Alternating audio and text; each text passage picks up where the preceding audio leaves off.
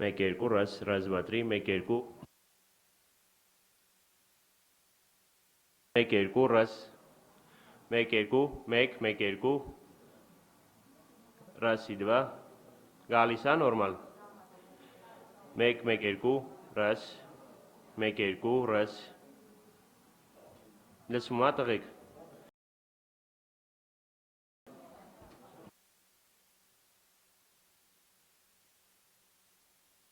Udah semua? Mekirku ras.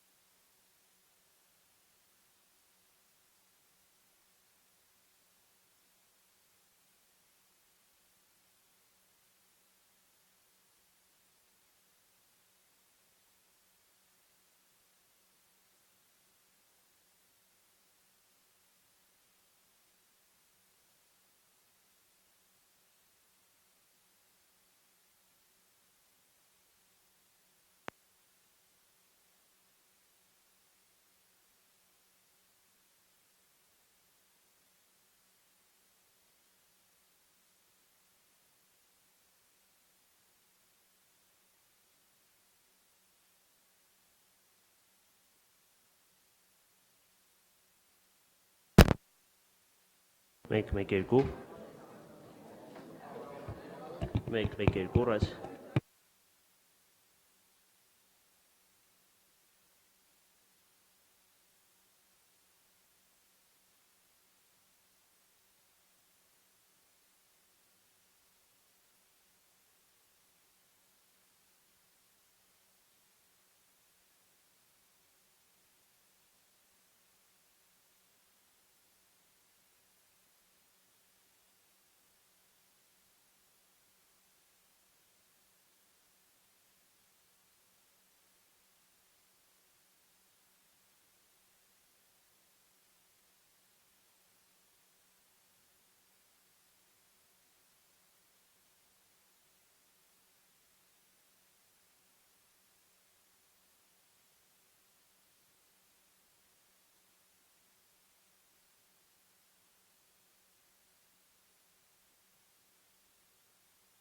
մեկ երկու, ռազ, մեկ երկու, ռազ, ռազ, два, три, մեկ,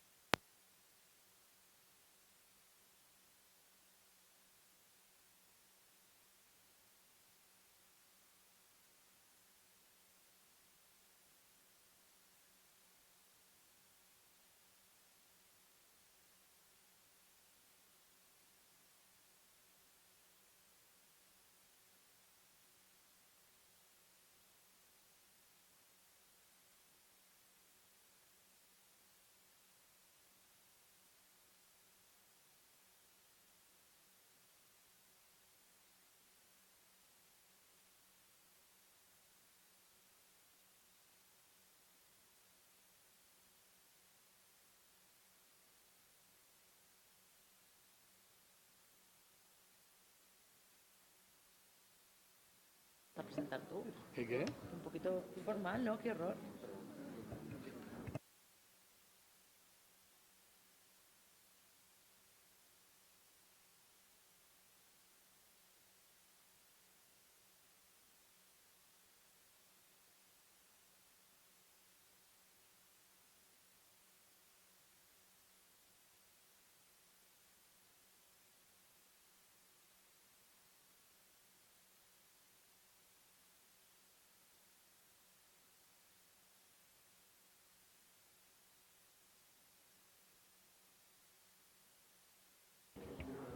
Thank you. We're going to start now our plenary session, and we will start with the opening with the chairman of the affiliate members, Mr. Edmund Bartlett. You can sit there.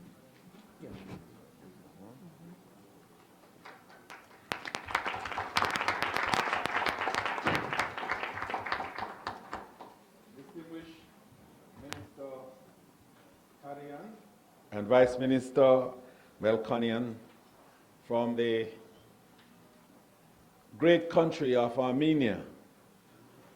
I'd like to begin firstly by saying, ahead of my salutations, how very pleased we are to be here today in this beautiful country, Your Excellencies, and for the warm welcome and the friendliness that have attended our presence here in your country over the few days. In my own instance, I came in only a few hours ago, but certainly at the airport I was met with the friendliness that is characteristic of a true tourism destination. And we look forward to working with you and celebrating somewhat over the next 2 days as we look into critical issues and matters that are vital to the development of the world through tourism. Because Secretary General Talib Rafai and our Executive Secretary Carlos Vogler, as well as the great Yolanda, have all prepared and positioned us to enable these 2 days to provide the basis on which new thoughts, new ideas,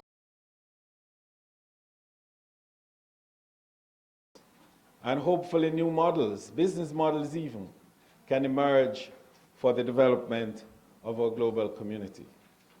Tourism is an instrument of peace. Tourism is the catalyst for change and development of the human family, as well as the building out of jobs, meaningful jobs, good jobs for the vast majority of the peoples of this world. Secretary General, in his own comments, will no doubt give you an indication of the performance of tourism in the last year, and perhaps in a sharper way will indicate just how effective we have been in driving jobs, new jobs, and building a stronger global economy. But I'd like in this opening remark to just mention that perhaps the greatest threat to us in tourism today is peace, safety, and security. And that I'd like for us in the deliberations later on to focus somewhat on, because a safe world and a peaceful world will inure to a happy world. And we are a happy industry. We are about maximizing happiness and making the people of the world relate to each other in a strong and powerful way. With these short comments, I now declare the opening of the plenary session and invite our Secretary General, Mr. Talib Rafai, to offer his welcome remarks.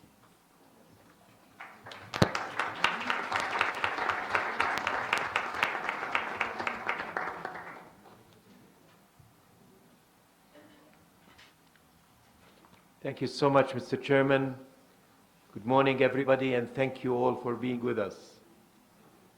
Minister, let me first congratulate you on assumption of your new responsibility. The minister has been in office only for 3 days. 3 days. Yet he has made a point to be with us, and I'm sure this would be a very enriching. Thank you so much, Minister.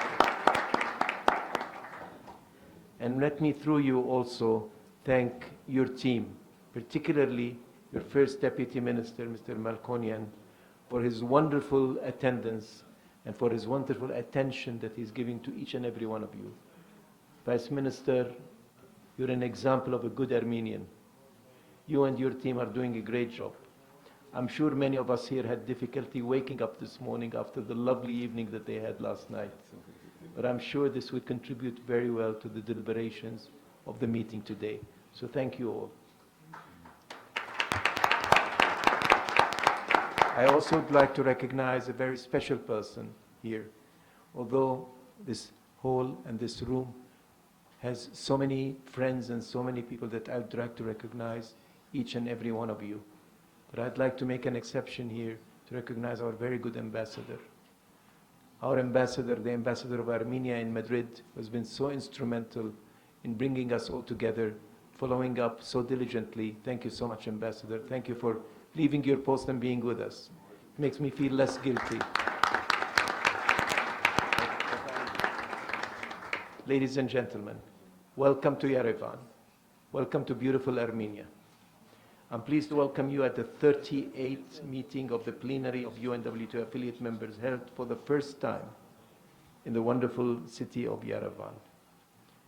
I wish to thank the government of Armenia, particularly the Minister of Economy, for the wonderful arrangement and the great hospitality. My dear friends, this is the first time ever in the history of our affiliate membership in our organization that a member state decides to invite us and to host a plenary session outside of headquarters in a non-General Assembly year. It's a very good precedent, and I hope it will continue with other members. I hope what you have started, Mr. Minister, First Deputy Minister, would germinate and would invite and incite other countries to do the same. These meetings have very important benefits. They not only highlight the importance of our affiliate members, of our organization, of our sector outside of headquarters, they also highlight the place and the country that we are holding the meeting in. I'm sure that each and every one of you would become a wonderful ambassador for Armenia when you leave this country, and that the eyes of the world would focus again on Armenia as a destination. That's why we are very keen on having meetings outside of headquarters. That's why we're very thankful, Minister, for you hosting this meeting here. But the hosting of the meeting of this year's session gives us a more visibility beyond we built upon. And I hope that this would help raise the visibility of the country, of the region, and of the sector. This meeting is also a testimony of Armenia's commitment and support to tourism and the private sector. Mr. Minister, but I'm sure that you're looking forward to support this sector in as much as you can. This is a sector that employs 1 out of 11 people all over the world, contributing to 10% of world GDP and 30% of world trade and services. Last year, only last year, there was 1,185 million international travelers that crossed borders, international tourists leaving their country, going somewhere else and coming back in one single year. That is almost 1 out of 7 of the people of the world making such a trip. Very important movement with great,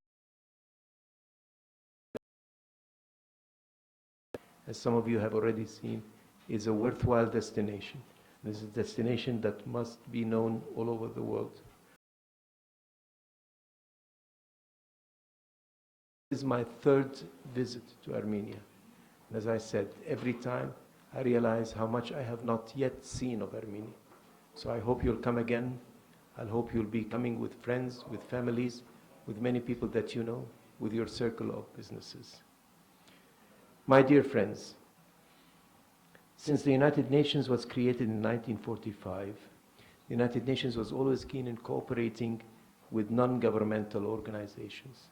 There are many setups within the UN system that are dedicated for that. But the UNWTO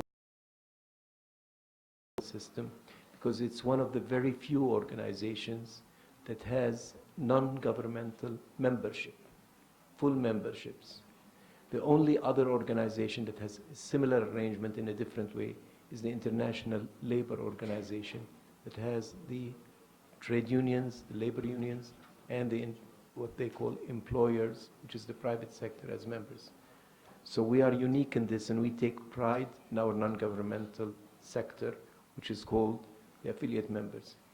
Our affiliate members program is a very heterogeneous program. In this room, you have representatives of private sector, associations, tourism associations, cities, universities, any non-governmental entity that has to do with travel and tourism. And the list has become so broad and so extensive because tourism has become so broad and so extensive as well. This collaboration between governmental and non-governmental bodies has been recognized as an essential element for achieving the United Nations goals, particularly in working towards the 2030 Agenda of Sustainable Development Goals that was approved last September of 2015 at the General Assembly.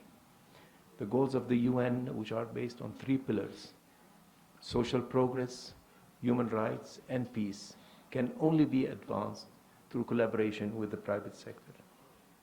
The key component for the 2030 Agenda of the 17 Sustainable Development Goals are very important for us in the travel and tourism industry. Our sector has been mentioned very clearly on top of the list in 3 out of the 17 goals, Goal 8, Goal 12, and Goal 14, where we are entrusted to create better, more decent jobs. 2, we're entrusted to contribute to the consumption and the production along the value chain of the economic progress. And 3, we're entrusted to be contributing to environmental protection in goal number 14. These goals can only be effective if tackled through collaboration between partners. We've been talking a lot about public-private partnership. Yesterday in a conversation with the First Deputy Minister, we were talking about the need and the importance of public-public partnerships. It's absolutely important that all government works together towards supporting this industry. I have the pleasure and the honor to inform you that I will have the pleasure and the honor of meeting with the President and the Prime Minister of this Republic, and that is a sign of how committed this country is to the case of travel and tourism. Because without the support of the highest political authority in the country, travel and tourism cannot progress. A tourism minister or a minister in charge of tourism is usually a very lonely minister. His and her or her success is so dependent on the collaboration and the belief of other ministers and other public sector authorities as to the importance of this sector. And I trust that there is enough political will in Armenia today to make it a success. The UNWTO has long considered private sector, academia, and other non-governmental organizations working in the sector to be an integral partners in fulfilling this mandate and in promoting sustainable development in tourism. Right from the very beginning, in the meeting that was held, the General Assembly held in Turkey 25 years ago, the General Assembly approved this concept. Not just because we are the ones operating on the ground, you're the ones operating on the ground, but in many ways, the livelihood of tourism depends on you. Leadership of tourism is in government's hands, but the engine behind it is that of the private sector. We can only do that by working together. It is up to us to seize the opportunities and ensure that they serve us and that we do all what we can do to serve our people and our planet. Because, and I will never be tired of repeating this again and again, whatever our line of business is, whatever we represent, whatever we do in our lines of work, we should always remember that our core business in life is to make this world a better place. We should never ever forget this. If we lose sight of that, we lose meaning in all what we do. This is not a UNWTO only responsibility, it's a UNWTO as part of the UN system. And that is why the United Nations General Assembly approved last September that next year, 2017, will be the International Year for Sustainable Tourism for Development and Peace. This is a golden opportunity for all of us to showcase tourism and to make activities that will raise awareness as to the importance of this sector. Because the fact still remains that our sector is still underutilized, under-tapped, and under-recognized as a sector that can make and can be a transformative force in the world of today. Affiliate Members Program, my dear friends, is a unique platform that brings together all interested stakeholders in travel and tourism. It serves as a major gateway for alliances and collaboration between the private and the public sector in travel and tourism. It is therefore encouraging and absolutely crucial for me to report to you that our affiliate members today have reached the limit of 500 affiliate members. This is a sense of pride for us. 470 of them are represented one way or another with us today. We're very proud of that. In the past years, we have recorded exceptional commitment and engagement from a wide variety of affiliate members in achieving projects and initiatives and responding to challenges of our sector and that we are facing. Let me very quickly review with you some of the major challenges that are facing our sector, one of which was mentioned by our good chairman, Minister of Jamaica, a very good friend, Edmund Bartlett, who I'm very happy to welcome here amongst us. Thank you so much, Mr. Bartlett. We at UNWTO have identified to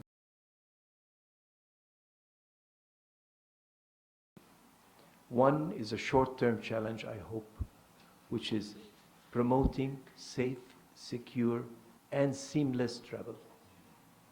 Not only safe and secure, safe, secure, seamless, and friendly travel. It's important that we never, ever revert to building walls and making obstacles in front of people to travel, just because we're faced with the challenge of these forces of darkness that are trying to bring us back thousands of years behind. It's important that we make travel safe, but continue to promote travel facilitation and seamless and friendly travel. And we can do that. We can do that through good management, through utilizing technology, through making sure that these forces of darkness never succeed in separating us from one another as people of this world. It is absolutely crucial and important. They know exactly what they're doing. They're targeting the tourism facilities, airports, hotels, beaches, restaurants, gathering places. They know that it hurts both economically, politically, and ideologically. It is absolutely important and crucial that we become aware of their intentions and never allow them to win this battle. We have to continue to travel, continue to challenge them, and continue to make sure that people are always meeting and rubbing shoulders with each other. Because that is the best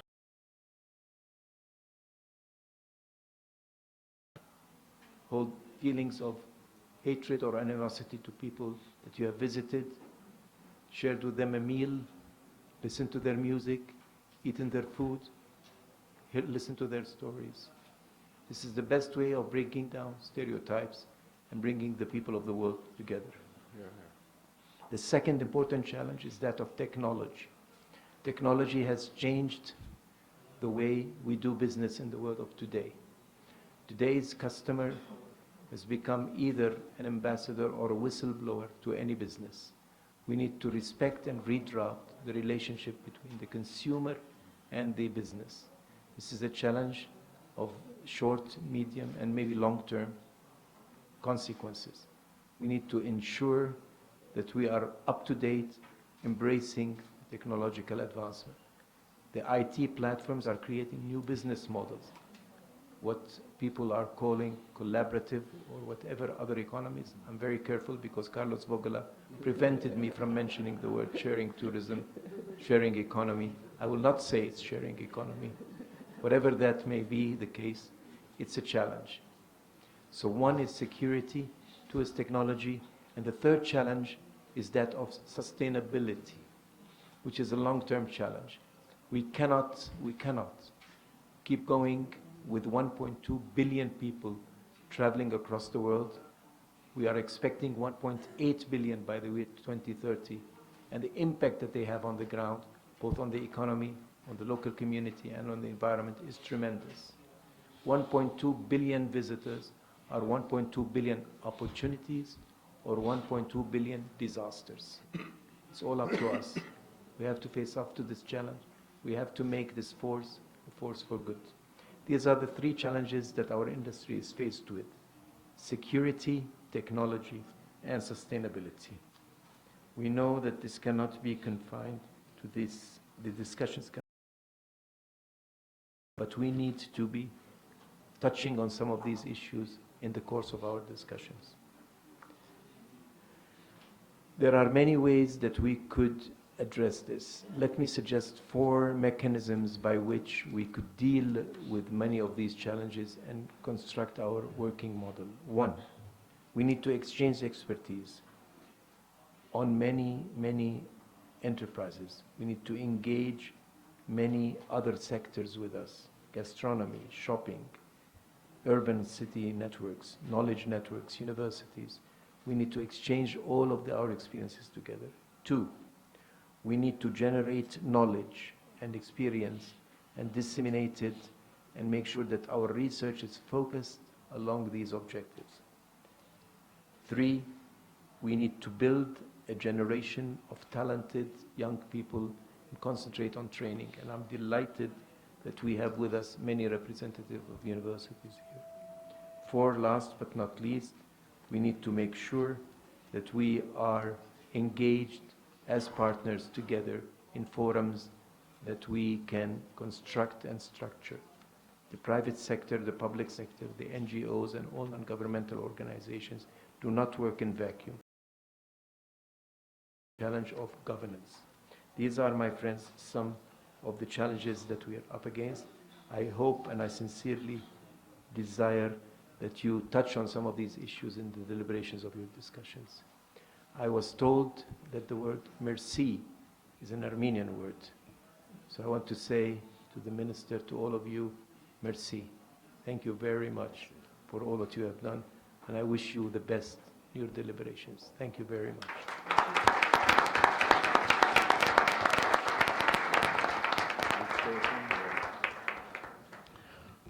The Secretary General has spoken, and we now hear from our good Minister of Economy of our host country, Armenia. Minister, you have the floor, sir.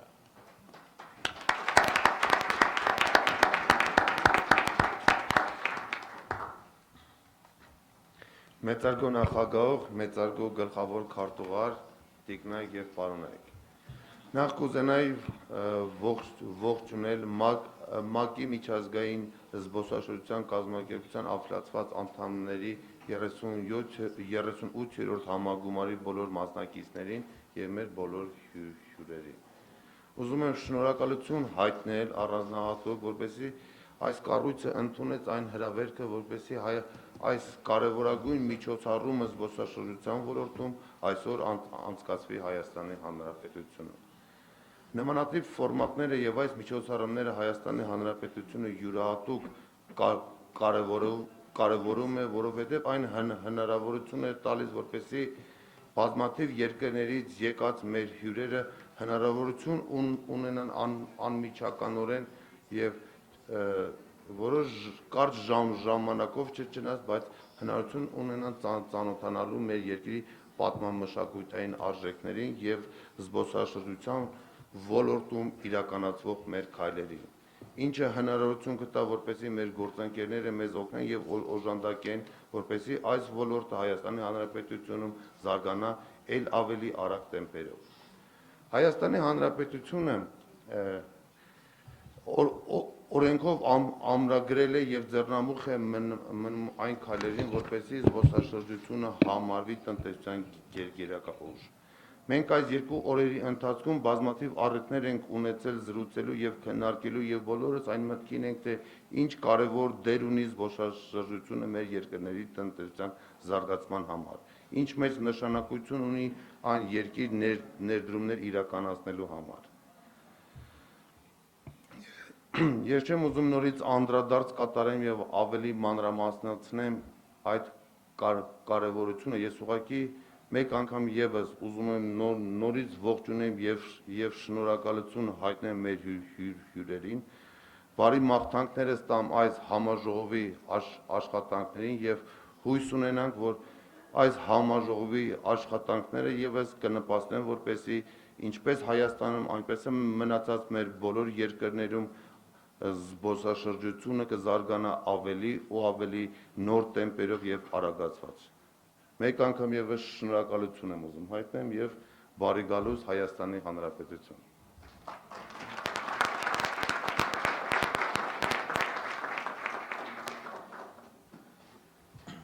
Thank you.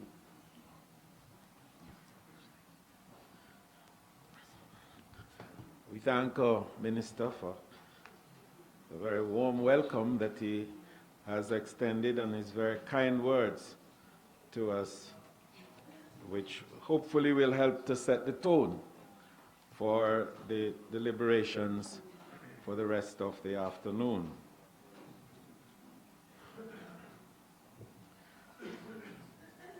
The agenda, the provisional agenda is before you, and perhaps we should just ask in the normal way for the acceptance of the provisional agenda to establish the framework for the activities for the rest of the day. So do we have the acceptance of the agenda? Yes. Thank you very much. I'll ask the Executive Director, Mr. Carlos Vogel, I beg your pardon, Carlos. That's a good combination. Very good combination. It's a very powerful combination. To present to us the inaugural presentation on the future of tourism through Mr. Eduardo Fayos Sola. Okay, well, thank you very much, Chairman. Yes, the team of the affiliate members has prepared a full agenda with very interesting contents, mainly looking into the future of tourism, the many challenges, but of course also the many opportunities that come along with these challenges. And the first presentation is going to be produced by Dr. Eduardo Fayos Sola, who's a very experienced scholar that also had some very interesting experience in the educational program of UNWTO some years ago, and who is actually going to share with us this vision of the future of tourism. Therefore, without further ado, we will give the floor to Professor Eduardo Fayos Sola.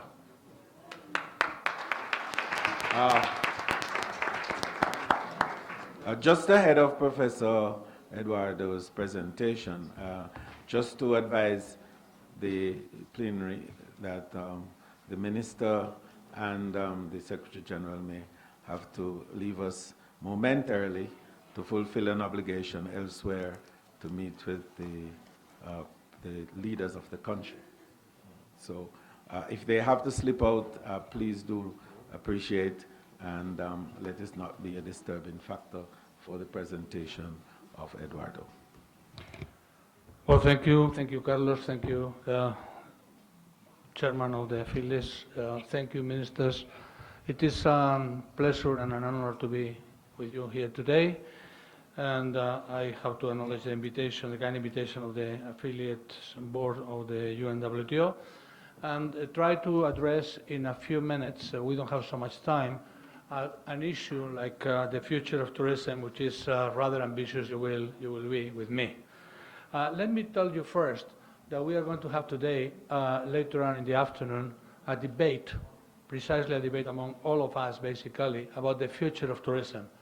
So this is just an introduction to a very important time that we're going to have together this afternoon.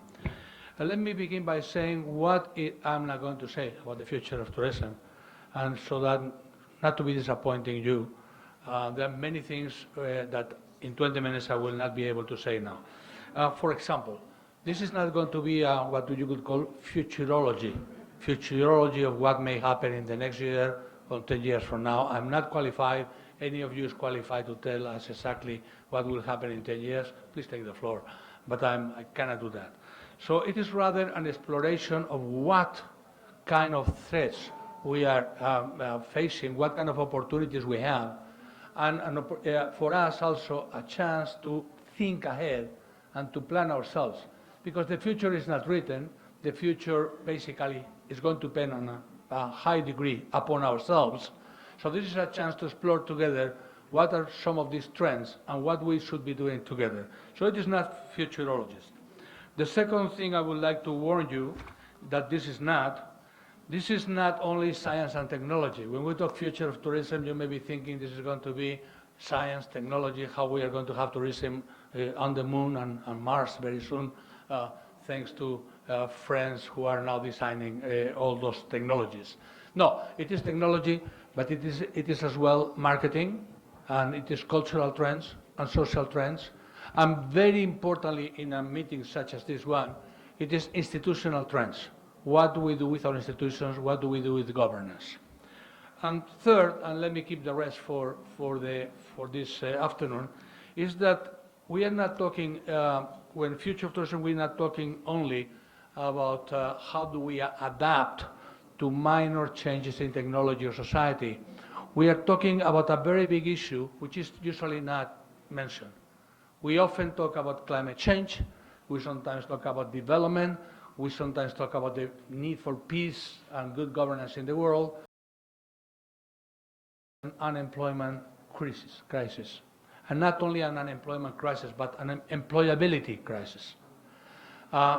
Before in the history of humankind, we had a time of the Industrial Revolution, or we were facing the same problems of how to adapt employment to the new circumstances, and we solved that rather well by shifting employment from the laboring brute force part of our economy to the thinking and the services part. Now the problem is we are now developing with automation and with apps and with artificial intelligence many of the issues concerning thinking, the thinking part of our economy and our social life. So do we have a solution for that? I think this is an issue we should keep in mind and talk this afternoon. All right, let me go to the actual speech, and I hope you can see some of the screens because they will help you to follow. I announce you that the title is rather simple. It is 21 Concepts and Proposals Regarding the Future of Tourism. We have about 20 minutes or less, so we'll take about 1 minute for each concept or proposal, so meaning I'm going to fly, and this afternoon we'll have a better opportunity to think together, which is the whole purpose. I hope this is working fine. Yes, it is. Okay, that's good. I've chosen to approach the issue of the future of tourism not thinking that the future is going to be a gradual shift from the present to some wonderful utopian world, but rather that it is going to happen in the way that Thomas Kuhn told us some 50 years ago, almost to the date now, regarding paradigms and regarding paradigm shift. And Thomas Kuhn, who was a physicist, and I admire these kind of professionals, told us that physics, the history of physics has not been one of smooth development, but rather has gone through very strong revolutions inside the scientific thinking, so-called paradigm shifts. I intend to follow that route. And we have also some authors, and most well-known of them is Joel Baker, who has said this approach by Kuhn is very useful in business, and is in fact also very useful in sociology, culture, economics, and even governance. The idea that we don't progress smoothly, but we progress by shifts between one paradigm, one set of thoughts to another set of thoughts, and that these changes are not always smooth. And my contention is that what we are facing now in the world, but also in tourism, and especially in business, It's not going to be totally a smooth change, but it is probably we're facing what paradigm shift. And what is a paradigm? A paradigm is a framework of concepts, a framework of theories that help us understand what we do. We all have a paradigm. We understand the world on a personal basis because there is a set of concepts we have in our mind that help us understand what is going around, and same thing for business and same thing for science. Oops, have a problem now. But let me say that science, right, in normal times,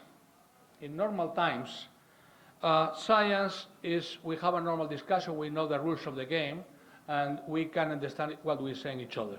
At times of paradigm shifts, and again my contention is that we are beginning to walk into a paradigm shift, there are different ways, very different ways of perceiving the world, even in politics, and we are seeing some of this now, and that this requires a different set of thinking about how the dynamics will go. The content is, whoops, no,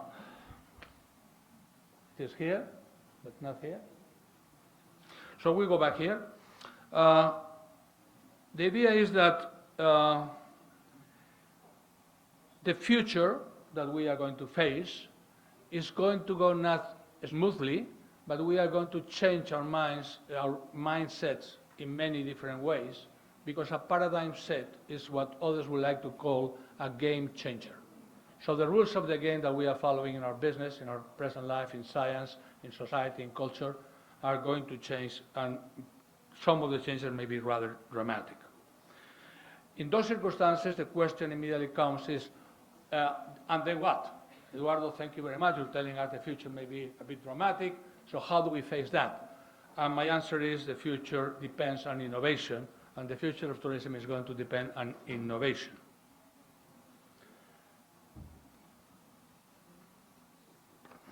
Let us define innovation. Idea about what innovation is. And we think that innovation is something related to inventions and how inventions work in industry. But innovation is a bit more complex than that, but we can understand it very simply if we think about this. There is something called knowledge management, the way we create, we disseminate, and we apply knowledge. So innovation is just the third part of this stage. To create new things, to work in a different way, we have first to have the knowledge. That means research, applied research, pure research, to create that knowledge.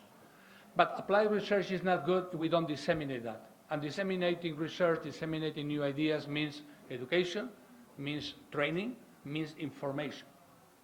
Now, after all that, that is a wonderful exercise. We are researching. We have discovered now gravitational waves. We have discovered a new way to do business in tourism through virtual reality or simply through the internet. That's all very fine. But unless we educate people to use that, unless we educate our customers and our own people to operate with that, we are doing nothing. So we still have to apply the knowledge. Now, it is this application of the knowledge we have created and disseminated that we call innovation. So I'm referring, and I propose to you that in the discussions this afternoon, we use that innovation is just the third part of a knowledge management process. We have to invent, so we have to think first, then we have to disseminate, educate, and then we apply knowledge. That is called innovation, and that is our tool for the very interesting times that are awaiting us in the future of tourism. But then even again, when we talk about innovation, we think there are many kinds of innovation, and I have proposed that already in several UNWTO meetings. We have discussed that. Why don't we think about three kinds of innovation? The first kind of innovation is as simple as repainting our house. All right? We don't like the way our house looks. It is the decoration is a bit outmoded. We change a little bit. That is, we could call that reforming innovation. We do a little bit of reform. We don't like the way our business is going. We don't like the way our university, our business is operating. So we do small changes to update the institution. The second stage, I like to call it re-engineering. we are not only changing the looks of what we do, we are really changing the internal processes by which we operate. And this word of engineering was very popular in the beginning of the 90s and has now been applied throughout in industry and also in education. So this reforming innovation and re-innovating, re-engineering, you can do within the present paradigm. There is no problem, you can keep the rules, and you can do a little bit of innovation. And we see that every day. But if you go deeper, if you change not only the processes that we operate and the products we put in the market, but even the kind of customer we address, the kind of needs we want to address, and so on, we're talking about what is being called disruptive innovation. There's a professor in Harvard, very well known, and in MIT, who have been talking about disruptive innovation. We want to call it also revolutionary innovation. And when we talk about paradigm shift, the idea that we are going to change very profoundly our set of rules, then we are talking essentially that what we really need is disruptive innovation, whether we like it or not. I mean, some of us say, well, let me, Eduardo, thank you very much. I'm very happy the way I am. Don't talk to me about revolution, and don't talk about paradigm shifts. I mean, that makes me very nervous. Let me be things. I mean, we are so happy now, business as usual. So why don't we just keep business as usual? Huh? Right, and one simple answer is because we can't.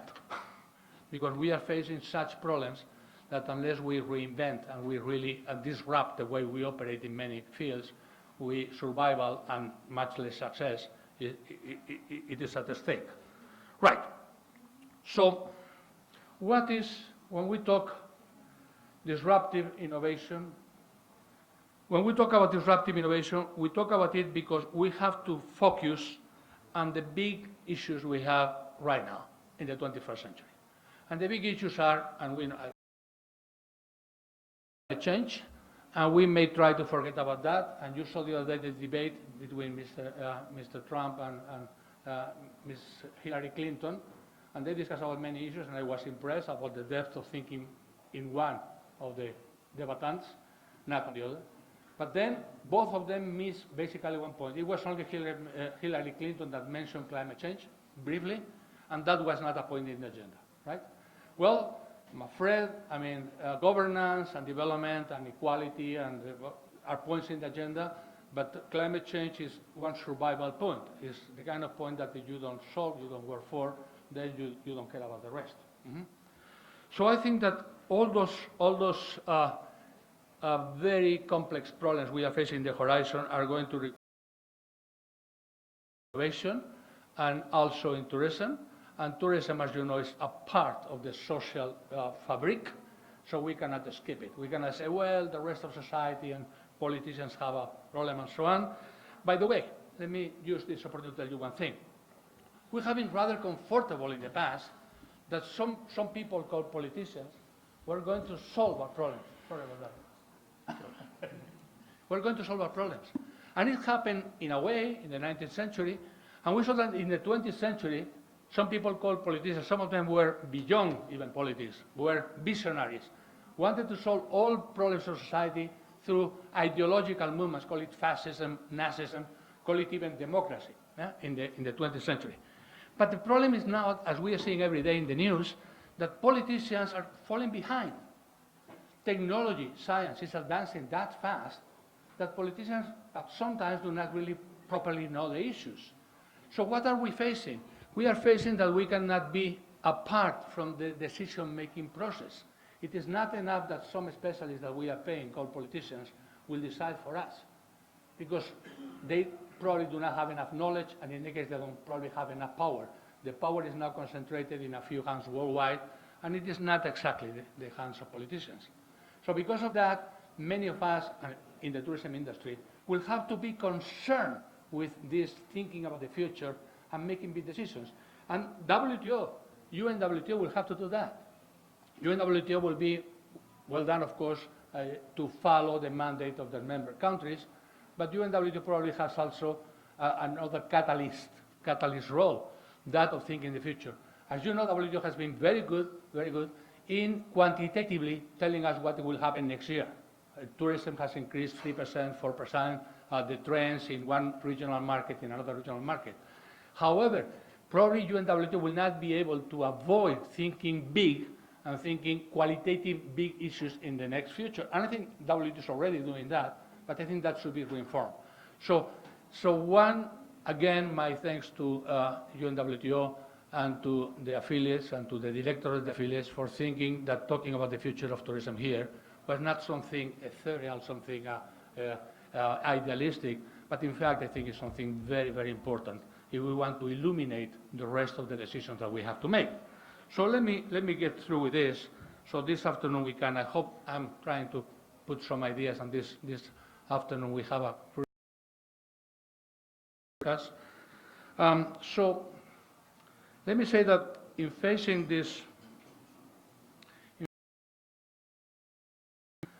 we have three big areas that we have to work. One area is science and technology. Let's admit that if we don't have science and technology, we have nothing. That some of these problems that we have, climate change, development, are so big that unless we have innovation in science and technology, we are really powerless in facing these problems. But again, as I said, this is not enough. We may have a good scientific innovation, technological innovation, and still that innovation is not accepted by the market. If you read the work of futurologists, Alvin Toffler and Alba Toffler, 20, 30 years ago, and you read those books written in the 80s and in the 90s, you will discover that by now we should always, sorry. This comes to the point, because they say, I am a flu. So yes, we don't have flying cars, meaning that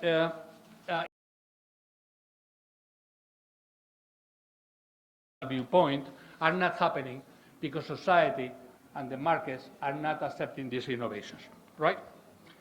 And let me go through in saying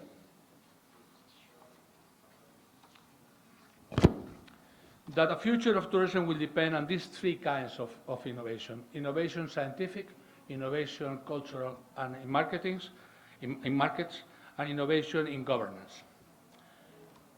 Let's also talk about what is going to happen at local level.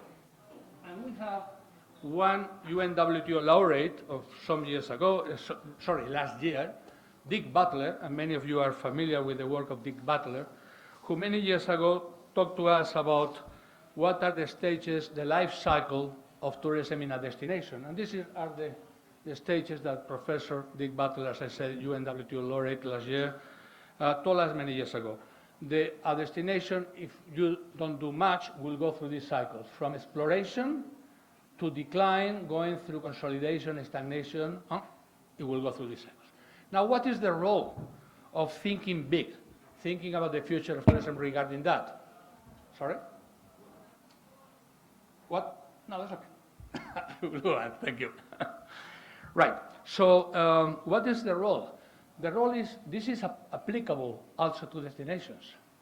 Destinations will go through this cycle unless in point 6 we go for rejuvenation. Now, some of the destinations, it will not be, in light of the present circumstances and in light of the paradigm shift I'm talking about, will not be able to rejuvenate slightly.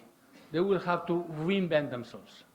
And to reinvent themselves, they will need high doses of innovation. Innovation in products, innovation in processes, innovation in the way they administer themselves, innovation in governance.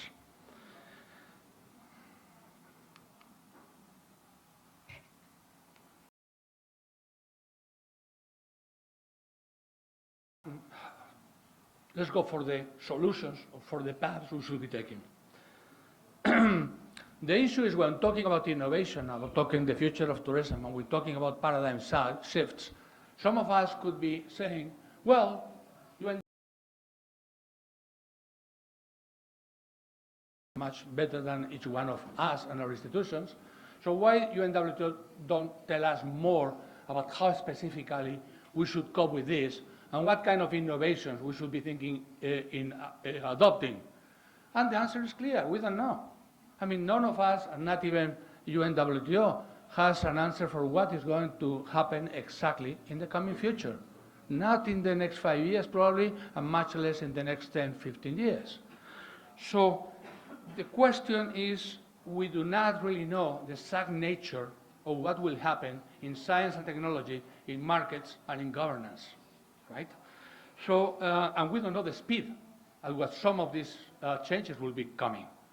So if we know that it is going to happen, we see that, but we don't know how it is going to happen, we should perhaps change one of the magic words that has been being used around in tourism and also in UNWTO for many years. And we have been talking, Yolanda, you know that, we have been talking for the last at least 7, 8, 10 years perhaps about resilience. Our institutions, our destinations, our organizations should be resilient. Now, but what is the meaning of resilient? Resilient means we are so strong that no matter what happens, we will survive, right? So we are so strong, no matter what happens, we will survive more or less as we are. I am afraid to say I disagree with this. I don't think that some of the changes coming are so big that precisely our capacity to survive will be in our capacity to adapt,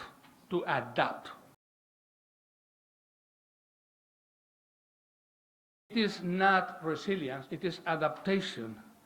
And then the magic word is plasticity.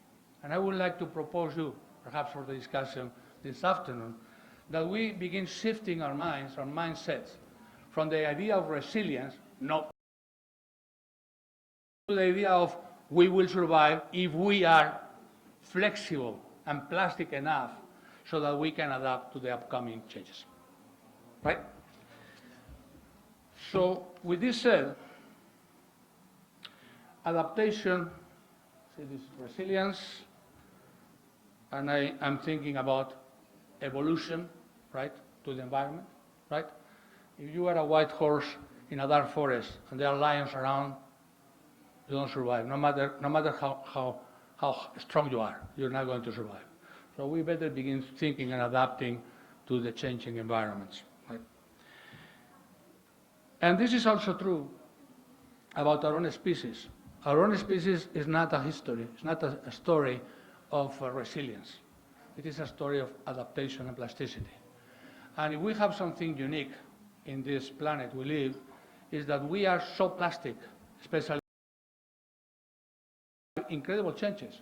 Can you imagine that this place only 20,000 years ago or less was a glacier, was covered by ice, and that our forefathers had not clothes and not any sort of almost technology, and they did survive that. That's why we're here. Can you think of the many times humankind has gone through very hard times in the past? I'm proposing now in UNESCO that the concept of innovation is not only used for the future. When we say innovation, we always think, oh, innovation for the future. No, there have been so many innovations in the past. That's why we're here. If not, we were not. Right. So what we have to think now is change in the environment, change in the scientific sphere, technological, cultural, social, change in markets, change in institutions. And I'll use a famous sentence: the future is not what it used to be. Some of us used to think about the future of a prolongation of the present and even a prolongation of the past. This is not anymore so, and tourism faces a profound paradigm shift in the coming years, but very fast coming. So in concluding, let us carefully consider the proposal that it is plasticity, the plasticity of our institutions, the plasticity of UNWTO, the plasticity of the United Nations, the plasticity of our governments, that it is going to matter. And that because we don't have a crystal ball to tell exactly what is going to happen next, we have to be working in adaptation, in how we develop ways to adapt. And that is called flexible innovation. That is called to have such a panorama of possible innovations to use, that when the time comes, and sometimes the time comes unexpectedly and by surprise, we have the innovations ready that may help us, right? So what is the main tool that I'm proposing? I'm proposing that the main tool is knowledge management, but I'm happy to hear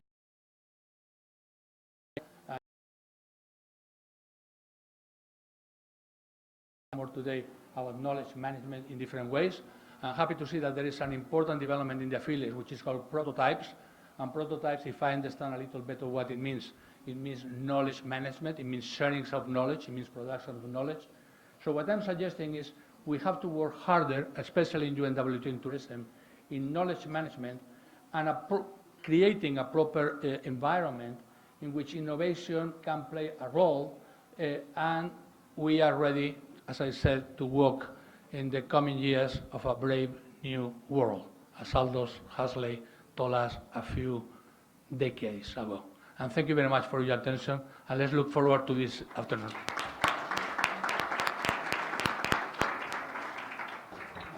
Thank you very much, Eduardo. I think that was a very extensive...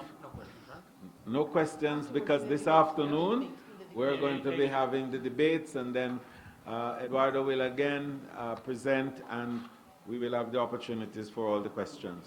But I think that he has stimulated our minds a bit. He has thrown a lot of very exciting new positions that are going to define the way forward. But I believe that central to all of this is that he's making the point that we are leaders of the future in this room. And we have to prepare future leaders. So what we do, what we say, how we innovate, how we react, how we adapt, the plasticity, the nimbleness of our options are going to be key in defining the way forward and determining the future of tourism. We are at the point where the Members Program and Action Plan is going to now be given by our Director of Affiliate Members, Yolanda. Thank you, Chairman, and welcome everybody again. I think this is the first time in which we have plenty of time to discuss. Normally, in a normal plenary session, we have only 2 or 3 hours, and it was quite frustrating because we couldn't really have any debates.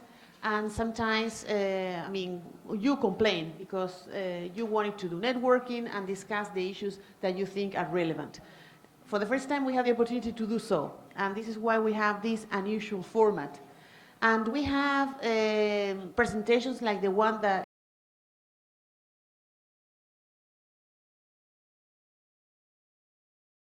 issues, we can really have a framework to do so.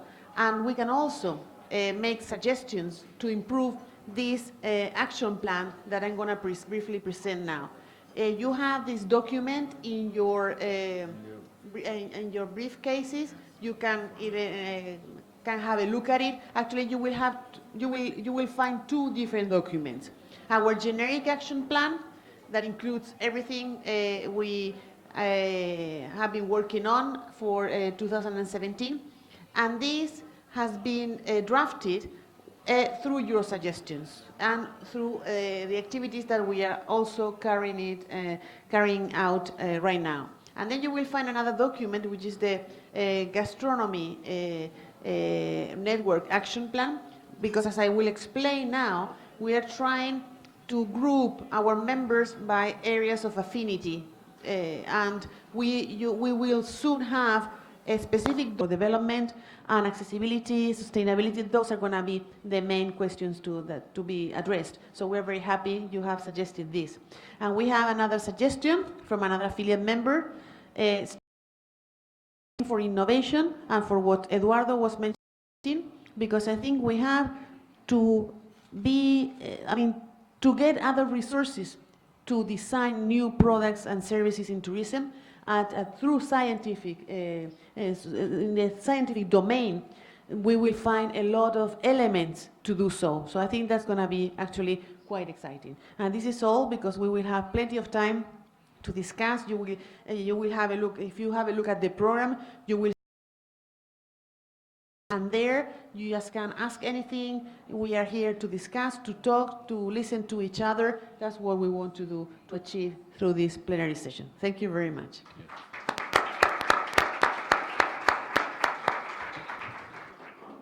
We have a very clear outline of the action plan.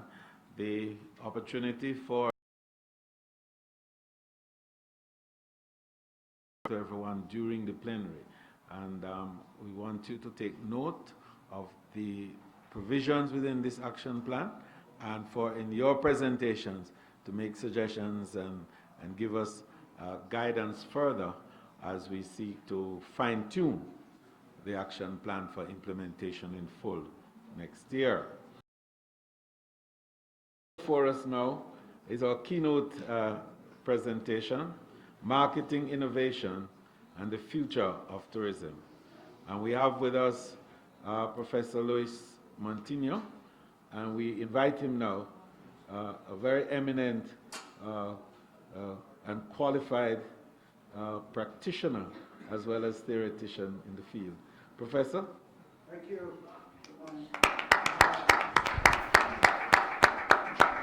Pariot and Parigalust for the locals, welcome. And in Czech is Ek. In Czech is Ek? Love. Okay, so I'm going to speak here, unfortunately, because you don't have a lapel, but anyway, I don't sit, I just walk. I know, but you can hear me anyway. Thank you so much for inviting me, Edmund and Yolanda, and of course, Eduardo. Very pleased to be here, and also to see old faces like Professor Hawkins. Donald, good to see you again. Well, because your tummies must be rumbling, and you probably had a very long morning, yes? Yes. So I'm going to be very quick, and I'm going to ask, can you hear me there or not, yes? Oh my God. Next time. Okay. So I am going to ask Yolanda to pass on whoever wants the presentation, and I'm going just to summarize. I don't need the slides anyway, but I'm going just to talk a little bit about a myriad of trends.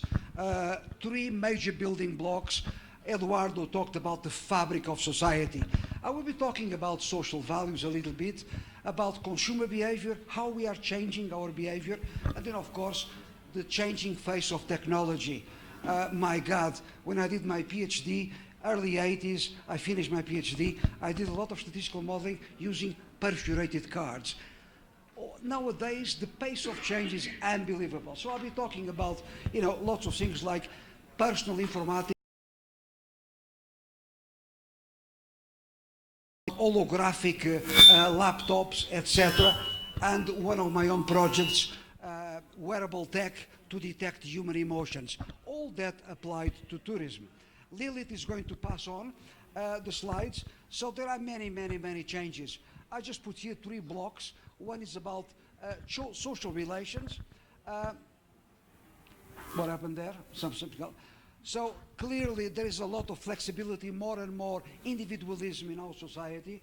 The aging of society, just to give you an idea, in Europe, in about 4 years from now, we are expecting at least about 60% of the population over 50 years of age. So really the demographic profile is changing.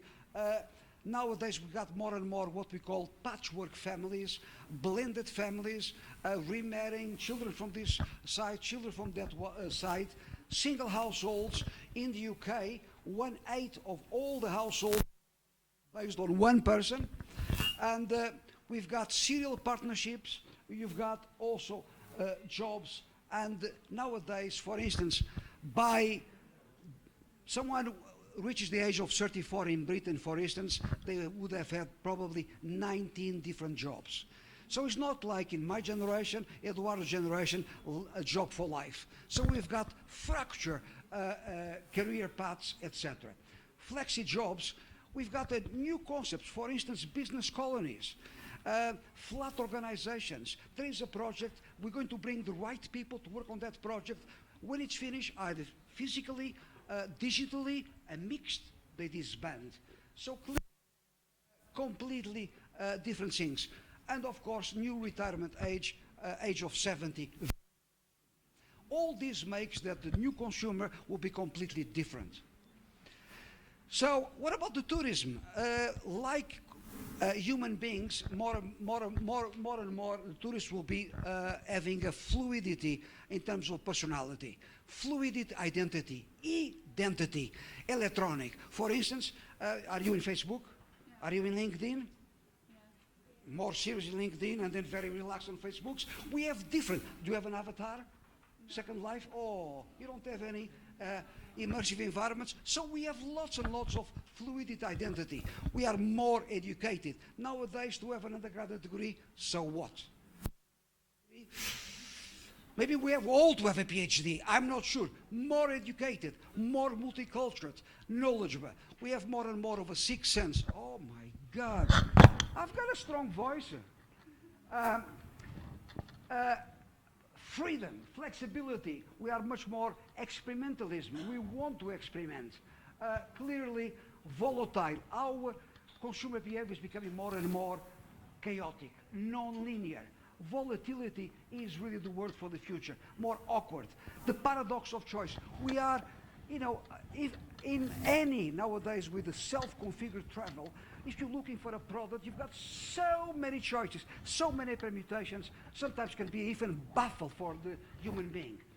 You've got simplicity. More and more people are looking for simplicity.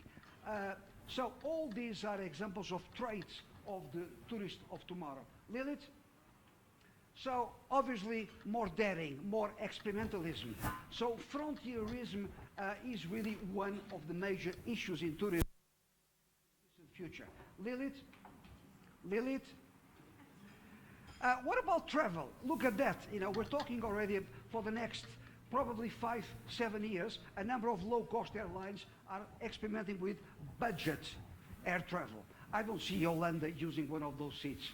Yolanda, would you like to stand down or stand up and budget travel? No, not for Yolanda. Lilith?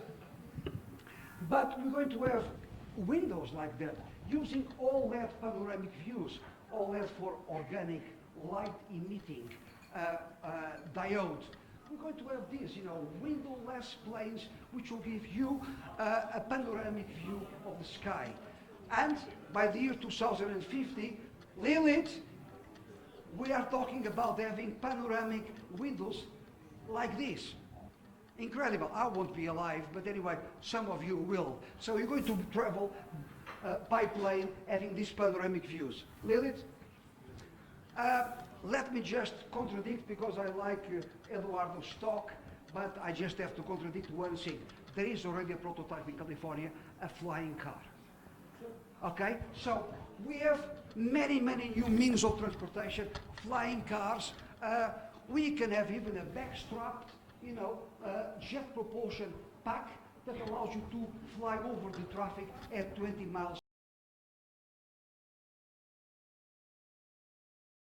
In the city, you've got Donald chairing a session on city tourism.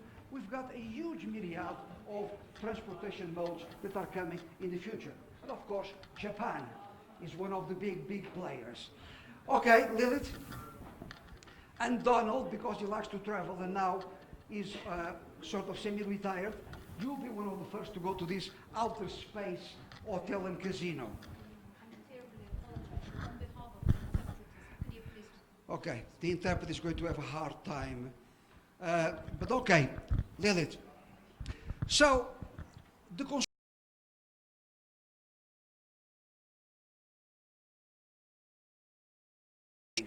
what you do is much more important where you do it. Experiences, not destinations. Experiences, authenticity, or if you want in tourism, authentic-seeking. So all these are trends in consumer behavior.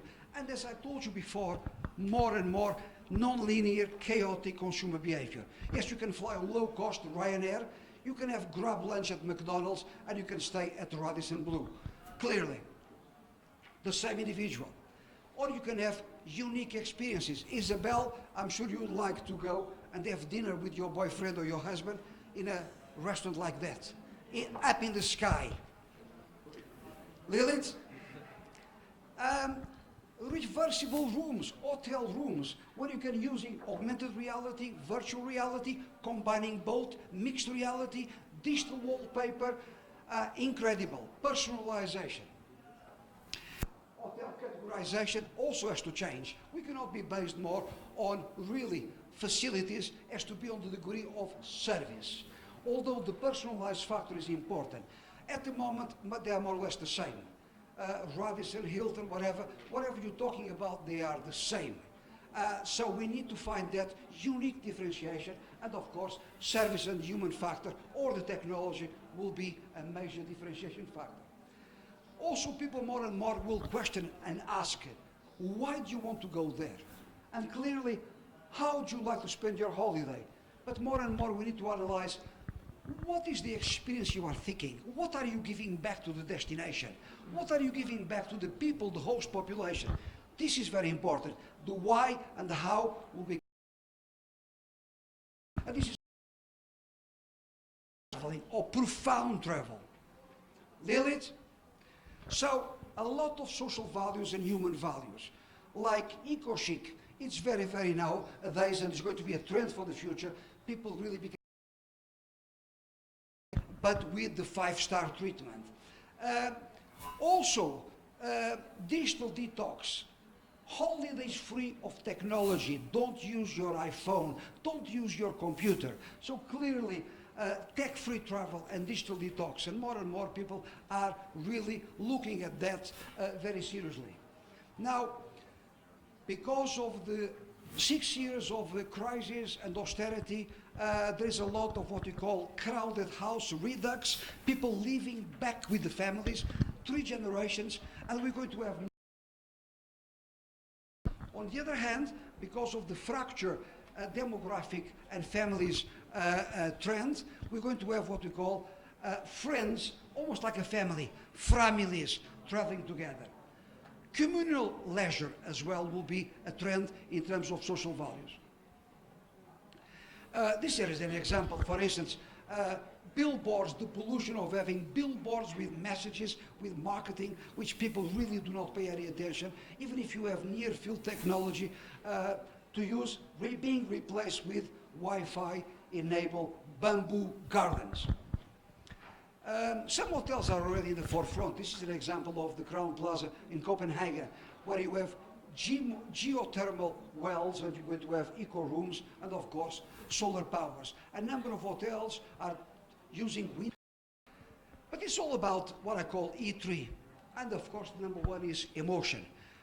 Emotion is becoming at the forefront of how people lead their lives and look at products and seek for experiences. So the future of tourism is based on emotion. And of course, emotion, experience, and exchange rates as well. Lilith? So, obviously, the perfect touch, any touch point, every time a tourist or a consumer touches something related to the macro tourism product, you can either subtract the experience or you can add to the experience. That's why feelings and the emotions are based on that experience. And this is very important. So, it's more about what you do and not as much what you say. Lots and lots of tourists, like outside tourism, they have a lot of silly ploys, messages and advertising. Yerevan, which is true, you know, the destination of the smile. And people are nice, but if you do that to actually a city, we actually had, you know, Nizhny Novgorod in Russia, where people do not smile, you are just using a silly ploy and unmet expectations. So it's really more about what you do, experience authenticity. So what about now the technologies? Many technologies that are influencing the future of tourism. Lilith, digital and human technologies. What is important is to blend these technologies as well with the tourism experience that people are seeking. This is very important. And of course, new business models that are appearing all the time. You all know about parallel economies, people staying at different accommodation and bypassing traditional markets, you know, Airbnb, we all for the future of tourism. This is an example in Dublin, Tourism Information Office technology being implemented. and also the importance of integration with the issue about sustainability. In fact, sustainability is not enough. We need to talk more and more in the future what I call sustain agility. Because people talk a lot about ability, sustainability, but we're talking about put your money where your mouth is. Sustain agility. And this is very important. Personal informatics nowadays is incredible. The amount of data that they get from you and me, from everybody, any touch point, any scanning technology, and how to bring together what we call the digital, the physical world, the blending with the digital world. And in fact, nowadays, more and more, there is a trend of what we call, not there, realitocracy, where people want, for instance, you know, did you ever send a letter to your mother? A letter? Did you ever write a letter to your mother? Never, of course. The book, a page, book, a book? Okay. People are actually now reversing back. No, I want a book. I don't want to read a Kobo, sorry. I don't want, you know, I want to read a book. I want to write a letter. So incredible, this was very strange counter-trend in terms of social values. So clearly, we're talking about this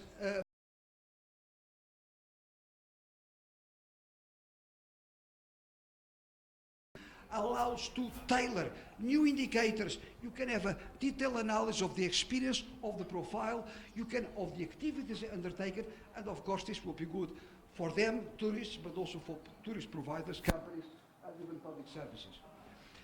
And because of that, you can create more and more in the future what I call personalized environments or a surfing encounter. So if it is really the choice of the consumer, you can have, and this is a study done in Britain, 86% said that in 4 years from now, personalization will be critical.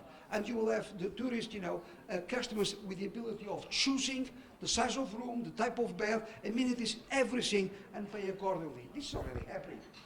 And outside, in terms of service providers, you're going to have more and more sensors, personalized environments, which are actually what we call the technique of attentive environments.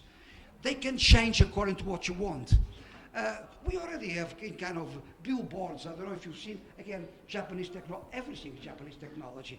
My God, you know, Japanese technology, you're passing a billboard, and if you are all looking very long face, very sad, I can change near field communication, remote, I can change the billboards. Do you believe that these robots, these machines, artificial intelligence,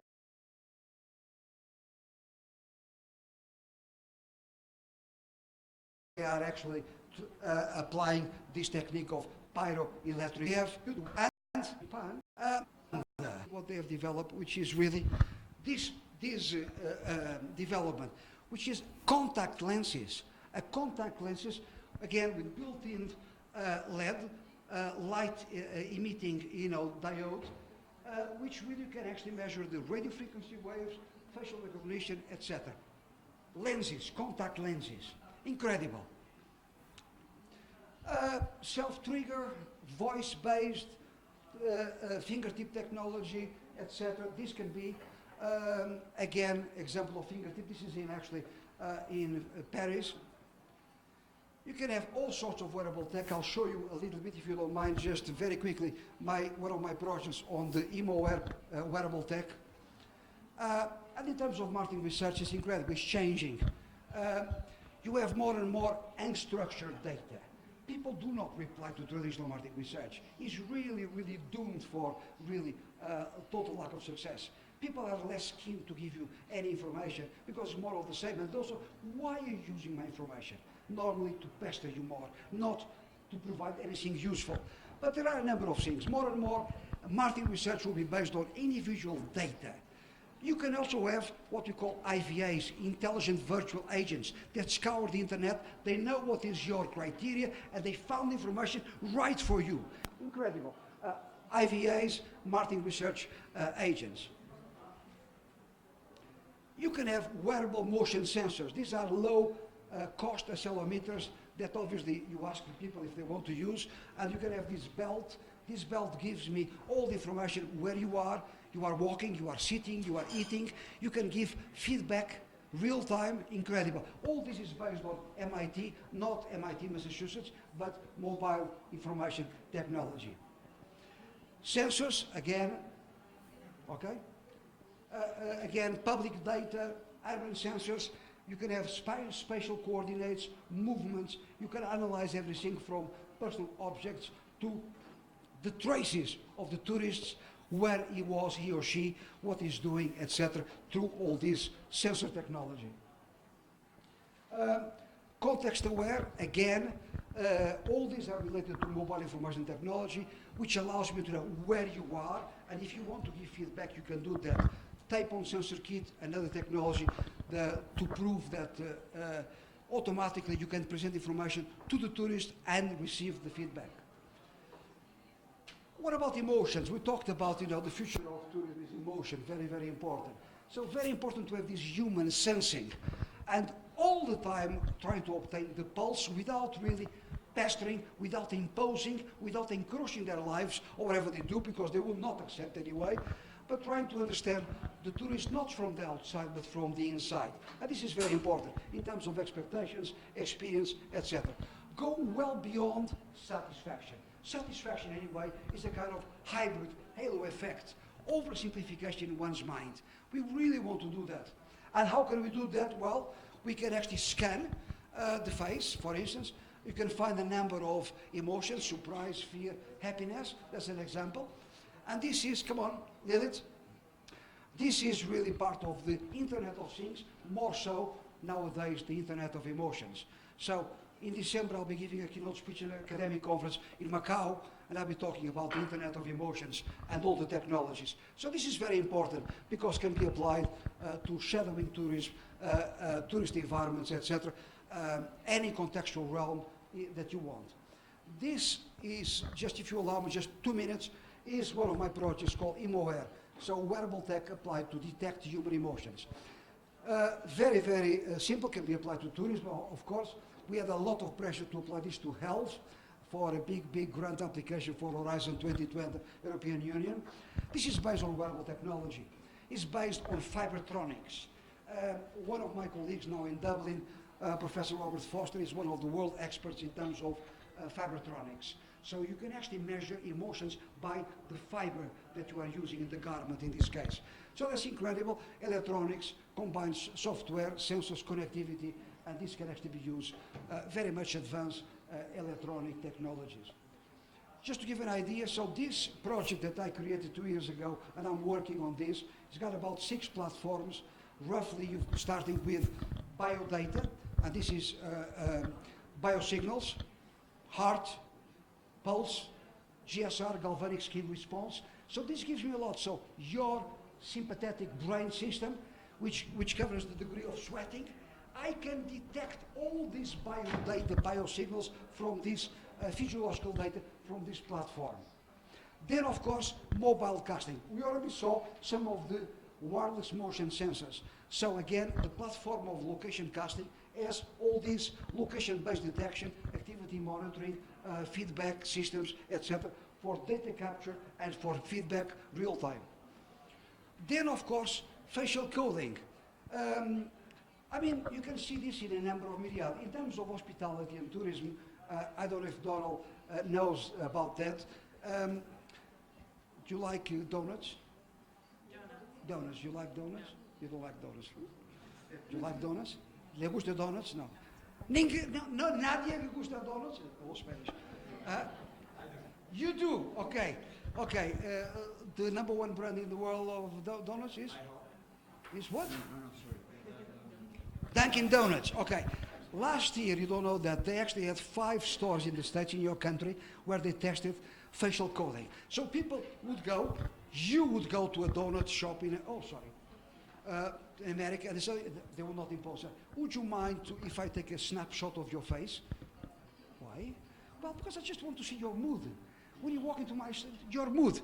And they take a snapshot, and they, of course, now, normally facial coding, you've got this triangle, eyes and nose. We've got about 43 muscles, which makes it that you are a bit of smiling, so you are sort of okay-ish.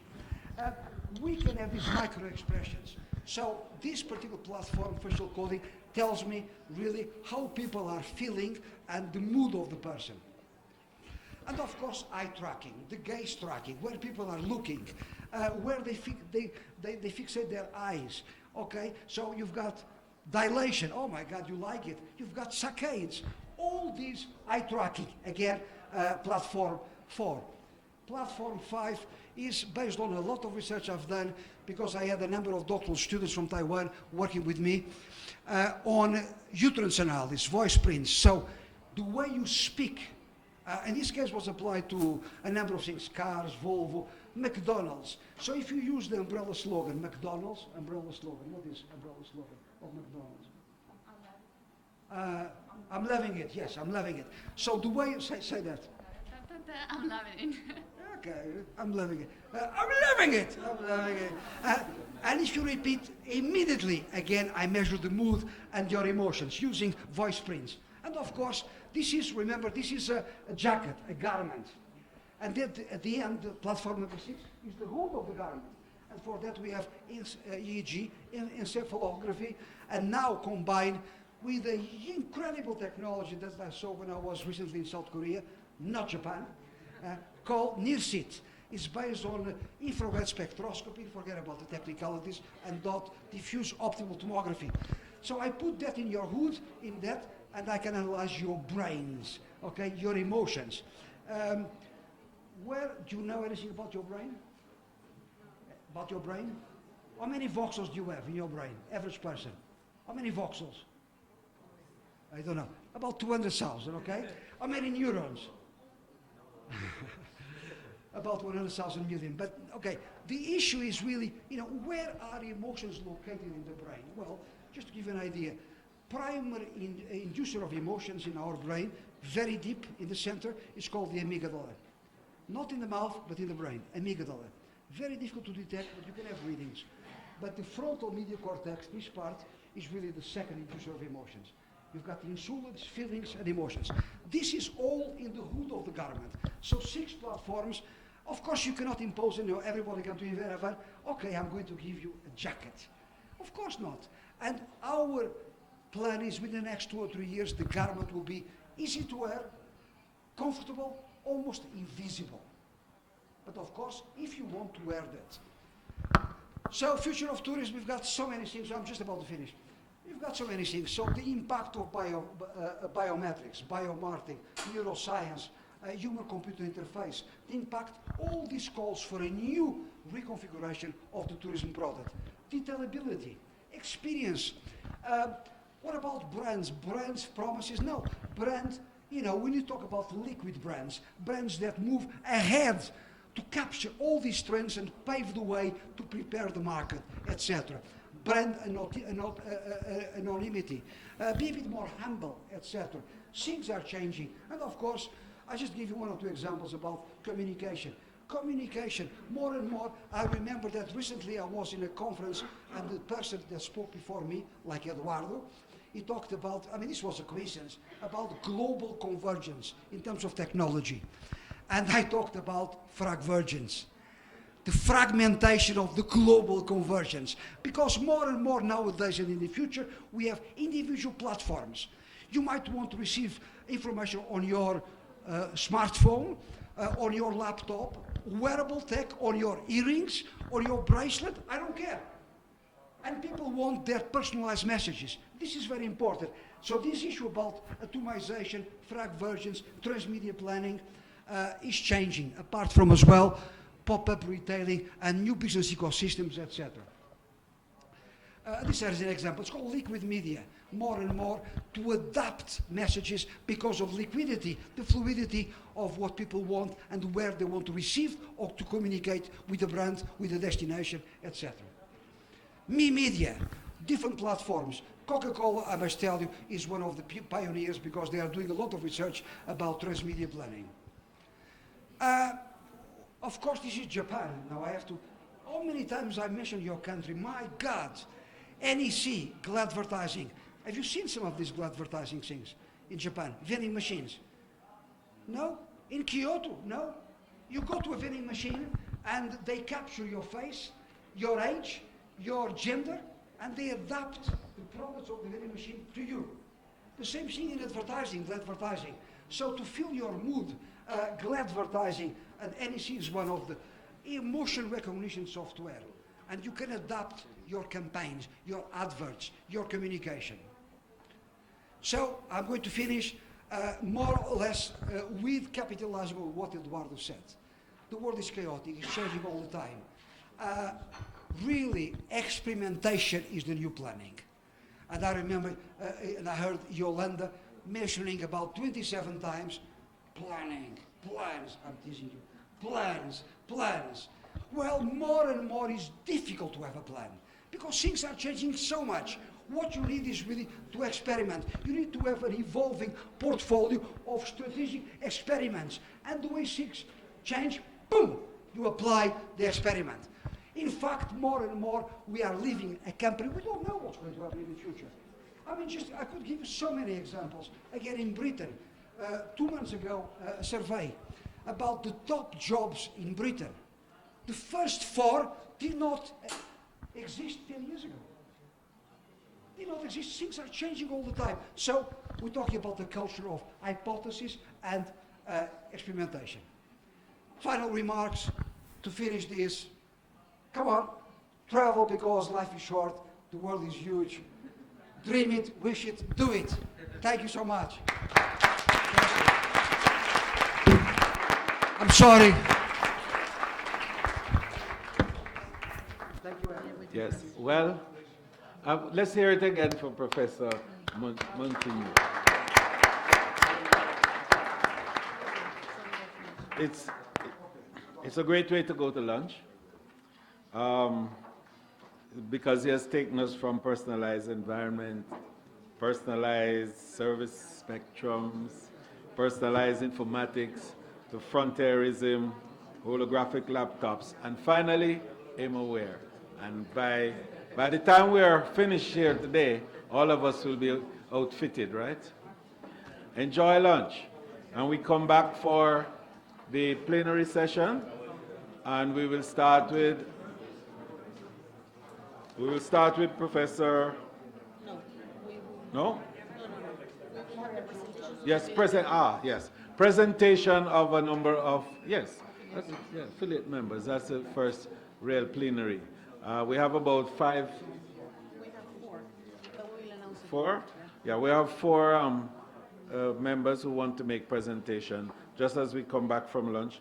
Then we go into Professor Eduardo Fayasola's presentation for the discussion and debate on the future of tourism. And we're going to ask Professor Moutinho to stay, Luis, to stay with us for that session on the future of tourism. No, after lunch, so we can benefit from your minds again.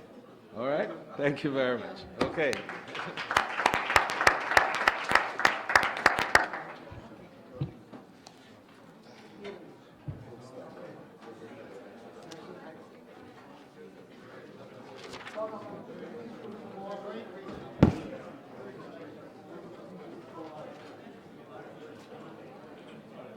Ooh.